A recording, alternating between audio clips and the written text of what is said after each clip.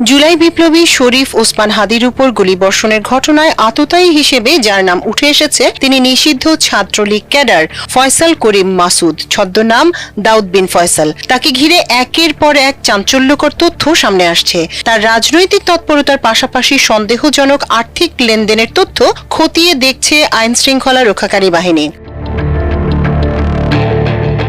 জানা গেছে ফয়সাল ছাত্র রাজনীতিতে প্রভাবশালী ছিলেন। তিনি সর্বশেষ ঢাকা মহানগর উত্তর ছাত্রলীগের সাবেক সহসভাপতি এবং আদাবর ছাত্রলীগের সভাপতি হিসেবে দায়িত্ব পালন করেছেন। জুলাই বিপ্লবের পর নিষিদ্ধ সংগঠনটির পক্ষে ঝটিকা মিছিল, চোরাগোপ্তা হামলা ও বৈঠকে সক্রিয়ভাবে অংশগ্রহণ করেছেন। এমনকি ভারতে পলাতক মৃত্যুদণ্ডপ্রাপ্ত শেখ হাসিনার নেতৃত্বাধীন সরকারের সাবেক স্বরাষ্ট্রমন্ত্রী, মৃত্যুদণ্ডপ্রাপ্ত আসাদুজ্জামান খান কামাল ও দলটির সভাপতি মণ্ডলীর সদস্য ও প্রভাবশালী নেতা জাহাঙ্গীর কবির নানকের সঙ্গেও তার ঘনিষ্ঠ সম্পর্ক আছে বলে গোয়েন্দা